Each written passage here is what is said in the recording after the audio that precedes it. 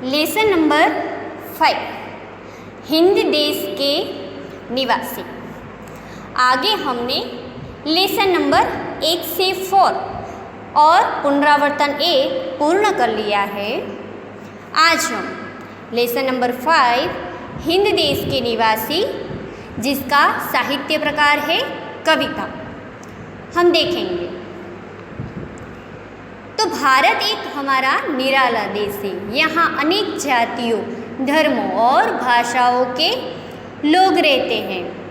विविधता में एकता हमारे देश की विशेषता है, साथ ही विकास और शक्ति के परिचायक भी है। मानवीय एवं प्राकृतिक विविधताएं होने पर भी उसमें अभिन्न एक सूत्रता है। विभिन्न दृष्टांतों द्वारा इस वाक्य में भारत की भव्यता एवं दिव्यता का गान किया गया है। तो आज हम हमारे भारत के निवासी, हिंद देश, हिंद यानी हिंदुस्तान, भारत देश यानी कि हम भी हिंदुस्तानी हैं, निवासी यानी कि हिंदुस्तान में रहने वाले व्यक्ति को संबोधन करते हुए ये कविता है। हम देखते हैं, हिंद देश के निवासी सभी जन एक है।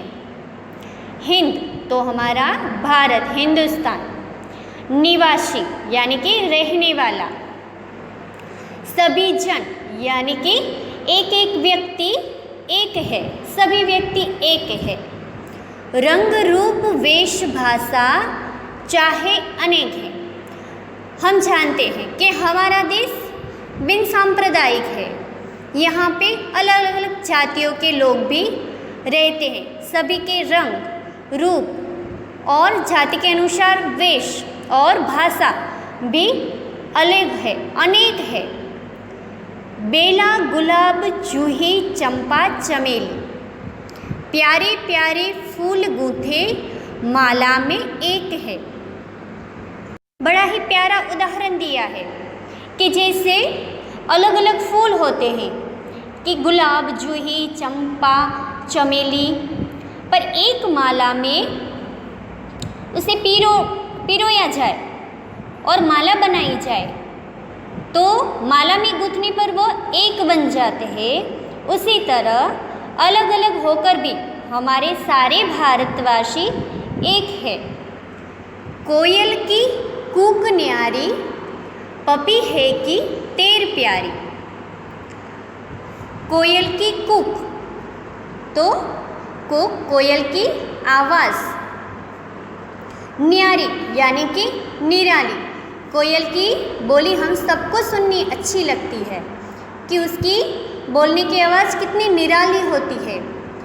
पपी है कि एक पंछी का नाम है पपीहा, की टेर प्यारी। गा रही तराना बुलबुल, राग मगर एक है। गा रही तराना, तराना यानी कि गीत, बुलबुल तो बुलबुल पक्षी है जो वह भी गीत गा रहा है। तो सबकी कोयल की कूक, पपीहे की टेर और बुलबुल का तराना, मगर इन सब का राग एक ही है।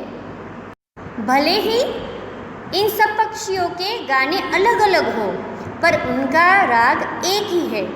इसी तरह अलग अलग बोली और भाषा बोलने वाले भारतवासियों की आवाज़ भी एक होती है।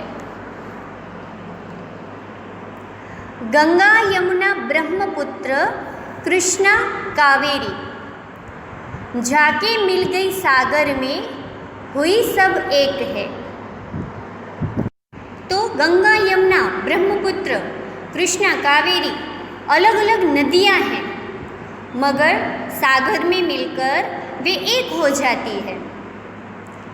धर्म है अनेक जिनका सार वही है, पंथ है निराले सबकी मंजिल तो एक है। धर्म है अनेक, हमारे भारत में अलग अलग कई धर्म हैं, मगर यानी कि लेकिन, सार वही है, सार यानी कि तत्व वही है, पंथ है निराले, पंथ यानी संप्रदाय, निराले तो भिन्न भिन्न, संप्रदाय भी भिन्न भिन्न है पर सबकी मंजिल, मंजिल यानी कि ध्येय, उद्देश्य, सबका उद्देश्य तो एक ही है। इसी तरह देश प्रेम सभी भारतवासियों को एक बना देता है कि हमारे देश में अलग अलग बोली के, देश के, भाषा, वेश, रंग रूप अनेक लोग रहते हैं पर उनकी भाषाएं भले अलग हैं पर वो लोग एक ही है। यहाँ रहने वाले सभी लोगों की मातृभूमि भारत ही है, इसीलिए वह एक ही है। जैसे अलग अलग नदियाँ आखिरकार वह सागर में ही मिल जाती है, उसी प्रकार से हमारे भारत में भी अलग अलग धर्म के लोग रहते हैं पर सबका ध्येय एक ही है।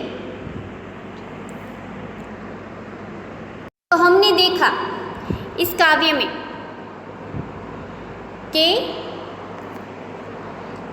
हमारे देश में इतनी विविधता के बावजूद यहाँ एकता है, यहाँ सब लोग हिल मिल कर रहते हैं और इस कविता में भी हमारे देश का यही निरालेपन बताया गया है। तो हमने ये बहुत ही सुंदर सी कविता समझी। आगे के वीडियो में हम इसका स्वाध्याय कार्य भी देखेंगे।